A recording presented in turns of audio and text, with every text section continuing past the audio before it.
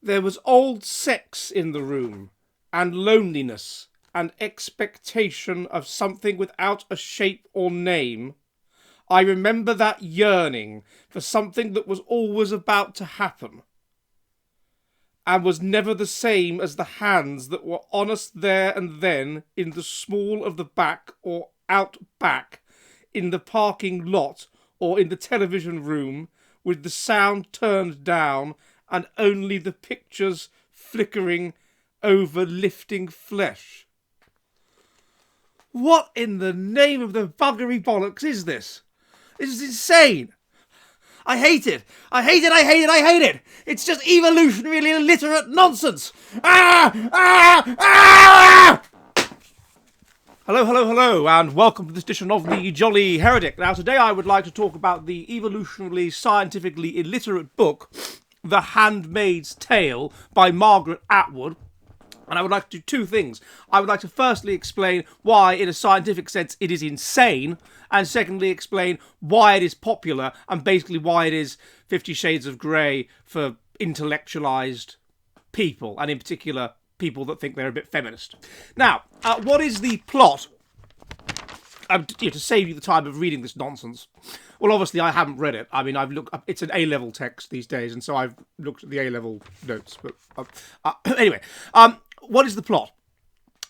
There has been an outbreak of sexually transmitted diseases and pollution in the world, and this has caused mass fertility. Now, that's not that insane. I mean, it's perfectly. We know that various sexually transmitted diseases do cause infertility, so it's possible that if you manage to get a society that is extremely debased and extremely debauched and extremely promiscuous, then you would get mass infertility as a result of sexually transmitted diseases. But it is interesting, in terms of science, that scientists have been discussing since the 1860s that there's going to be serious genetic health problems as a consequence of dysgenics, and this is not even discussed at all. It's not even examined. It's just assumed to be environmental. But okay, fair enough. STDs causing mass infertility, peculiarly only among women. But I mean, fair enough. I suppose that's all right. The result is that there is a right-wing revolution. That's fair enough as well. I would expect that to happen if there was mass infertility. It would create a huge level of basically mortality salience, sort of the idea that the world was going to die out. We were all going to die. This would cause people to become highly instinctive, very, very high in anxiety, and this tends to cause people to their basic instincts to hit in, and one of those basic instincts, one of those adaptations, is to be extremely religious and to be part of a group-oriented religion that collectively worships a moral god. So it would create complete social chaos if there was mass infertility. It would presumably go together with everyone being extremely ill and unwell as well, lots of mortality salience, lots of death. So I can believe that, yes, it would be a huge evolutionary mismatch, and I can believe there would be a right-wing backlash in such circumstances. Now, in those circumstances, a group of fundamentalist Christians take power called the Sons of Jacob. They take power in America. Now, it's very unclear why this only happens in America. That's the first problem. Why is it that you can escape to Canada, and Canada is a wonderful land of left-wing utopia? That doesn't make any sense. If this crisis was an STD crisis, then the infertility problem would be worldwide, or at least it would be among Western nations, and so presumably you would have a very similar kind of reaction everywhere. So it doesn't make any sense. Where's the war in this? Where's the complete breakdown? Where's the total breakdown of order? Where's the chaos? Where's the group selection? Where's the constant warring between different groups over resources and over women in particular, which, as we see, is highly relevant? Where's that? What you would see is a total breakdown of order, anarchy, a total breakdown of everything into the most fierce warfare between countries in a context like this. We would be back to Darwinian selection pressures, we would be back to group selection, and there would be intense warfare between countries over resources and so on. I mean, there wouldn't be, presumably there wouldn't be anywhere near enough people being born, so you would have a population collapse. The result of that would be that we would be unable to sustain a relatively complex civilization, because all of the people that we would need, that would require required to sustain the fruits of these civilizations would all die. And there'd be nobody to look after older people, there'd be no young people, there'd be no work getting done, and so you would have a collapse in civilization, a collapse in living standards, and it would be sort of pushed back into pre-modern conditions. That isn't in the book. Anyway, the sons of Jacob take over America, and they rename it Gilead. And we join the life of Offred, who is a woman living in Cambridge, Massachusetts. Now, they have somehow managed to create this dictatorship based around a hierarchy, at the top of which are the elite. They're called the commanders. Then there are the Eyes. They are a spy network, a bit sort of Stasi sort of thing. Then there are the Aunts, these Rays, the small number of fertile women. Then there are the Marthas. These are servants. Then there are the Handmaids. The Handmaids are the only fertile people. They're this minority that somehow it is discovered are fertile, and when it's discovered, because all the other women are infertile, and when it's discovered they're infertile, then they're somehow rounded up and taken into kind of concentration camps, basically, where they are raised to be handmaids, based on some biblical passage, or rather about an infertile woman and thus her husband having sex with a servant to get pregnant. And they impregnate the commanders while the women watch, while the infertile wives watch in some sort of ceremony. And then below them there are the econ wives who are just the sort of wives of the poor, and then there are the unwomen who refuse to be involved in the system. Now, the fundamental problem with this is apart from the fact that everything would degenerate into chaos. If there was a context in which there were hardly any fertile people and there were hardly any children being born at all, then we can see that there would be nowhere near enough people to sustain the complex civilization that we have. And as a result of that, all of the accoutrements of a complex civilization, would shut down. There wouldn't be enough people to run them, and so there would be a declension in civilization, and there would be an inability, therefore, to run a complex civilization. It wouldn't be possible to do that. So you'd see a massive decline in the ability to control things. Now, once you see that, you would see a decline in the ability to control large areas and large groups of people. So there simply wouldn't be the ability to control anything other than a small state, a small statelet. But no, somehow here we have this whole thing, Gilead. They can control the whole of America. Now, that doesn't make any sense. The second thing is handmaids. Let's think about what would actually happen if there was a very small number of fertile women and most people were infertile and just couldn't have children. What would actually happen? Well, what would happen would be that those women would be extremely valuable on the open market. And if, and I accept it, there was some sort of reimposition of religiosity because of the situation of chaos and so on, and mortality salience, so okay, we get a reimposition of patriarchy and women being controlled by men, those women would be worth their weight in gold, and their fathers would be able to, as happened in days of old, if you had a woman that was a very beautiful woman, even if you were lower class, who was a very beautiful woman, those fathers would have means of controlling their daughters, and they would have alliances, and they would be able to negotiate basically for the best bride price for their daughters. Their daughters would be worth a huge amount of money, and they would become rich. That would be the path of least resistance, and the path of least resistance is always what takes effect. What this woman has come up with is this incredibly unlikely, complicated, abstruse idea about a dictatorship that takes hold, and then somehow the men in charge of the dictatorship come up with a way of finding the only fertile women, whatever class they are, and rounding them up and keeping them in some sort of asylum. That seems extremely complicated and unlikely. What is more likely is that the women who are infertile are shunned, and what everybody wants is the women who are fertile. Once it is clear that a woman is fertile, she is worth essentially an enormous amount of money. Now, what would a woman in that circumstance who was fertile and who was of great worth, what would she want to do?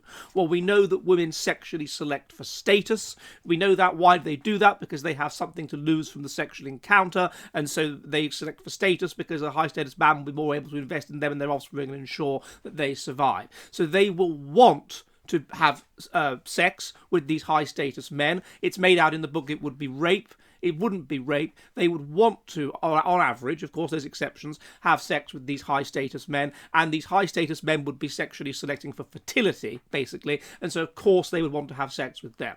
So all that would happen would be a realignment whereby fertile women of any social class would end up in the hands of these high status men, and the people that controlled the fertile women, that is to say their fathers and their brothers, would become rich along with them.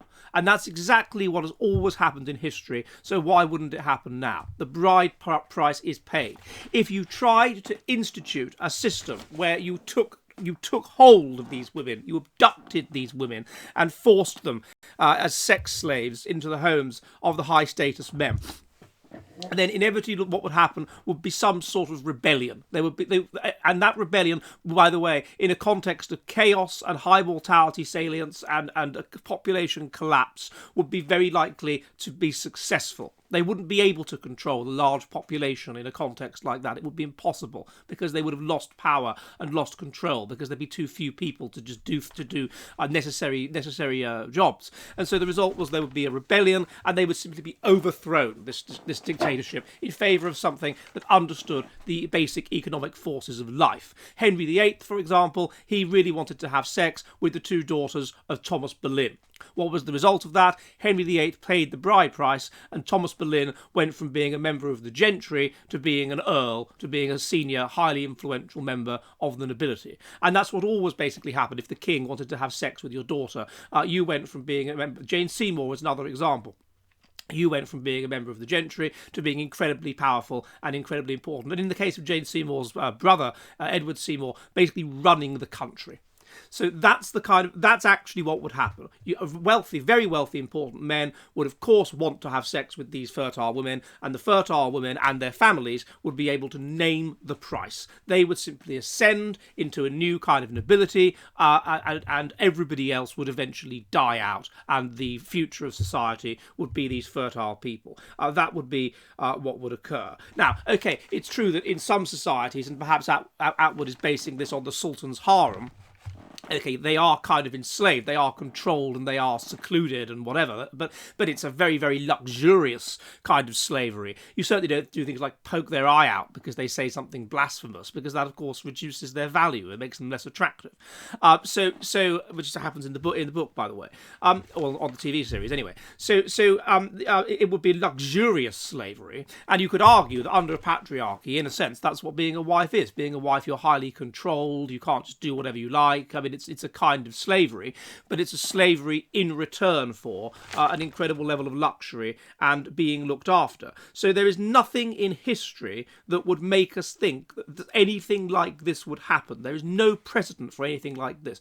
If you have a crisis, then society tends to decline, and it tends to become smaller scale, and and if you have a population collapse in particular, it tends to decline. It tends to, as you see with the Black Death, it tends to decline, it tends to become smaller scale. You can't control people, you get rebellions, and you get a ressortment of the economic facts of life. You saw this after the Black Death, for example. There was a massive population collapse. 80% of the labourers died. They couldn't control the situation. What was the result of that? There was a mass movement of population. The labourers could charge what they wanted, and in a very short space of time, people went from being labourers to being members of the middle class, or even members of the upper class. There was a huge movement in socio-economic status. And that's what would happen in this context. If you've got all these infertile people, they're irrelevant. So they're out. They're going to die off, or they have died off, and the result of that is that these people would be worth their weight in gold. What their skill would be necessary. Therefore, they would move up the social hierarchy. That's all that would happen. Now, the second question we have to ask ourselves is, why has this book become so popular? It's basically like 50 Shades of Grey for women who are a bit clever. Now, what is actually going on in this book? We can understand this book if we understand something that is rather distasteful, which is that 62% of women have rape fantasies, and 14% of women claim to have rape fantasies at least once a week. Now, what are these rape fantasies about? What do they involve? What they involve is a woman trying to fight off a very high status man, exactly like the commander or the commanders in this book. And the woman is so arousing to that man, is so sexually arousing to that man, that he can't. He burns with the passion, with the flames of love. He can't resist her, and so he has to have her. And so he's trying to force her to have sex, and she fights him off. But eventually, and so in that sense, it is rape, because she doesn't want to have sex with him. She's being dominated by him. But eventually, he dominates her, and then at that point, they have sex, and then somehow it kind of becomes consensual. Now, this makes sense in evolutionary terms if you are a sort of fast life history strategist, sort of live fast, die young kind of person, in which the men are not going to invest in you, the men are simply going to sort of pump and dump.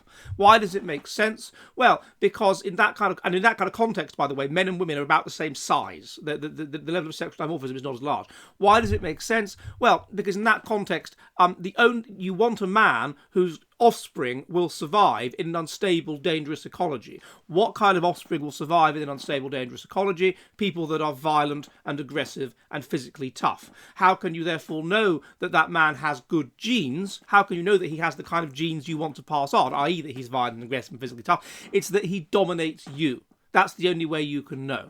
In much the same way that when a woman gets pregnant, the woman's 500 million spermatozoa are thrown at her, and her immune system will kill them until one manages to get through, manages to overpower her, manages to, in a sense, rape the immune system, manages to get through and impregnate the woman, and then that's it. So in a sense, it's not romantic, this, like in Look Who's Talking To or whatever. It's not a romantic scene. It's the woman fighting off the sperm, killing them, destroying them, until one manages to get past her defences. So we need to think of it in terms of that kind of metaphor. So what you have in these rape fantasies is, again, this idea that the woman, yes, it's a self-esteem boosting idea. I'm so good looking and beautiful that this man can't keep his hands off me. And even though I'm saying no, he can't keep his hands off me. But on the other hand, it makes sense in evolutionary terms, because only if he can dominate you, if you are a fast life history strategist, can you be sure that he is the right man for you.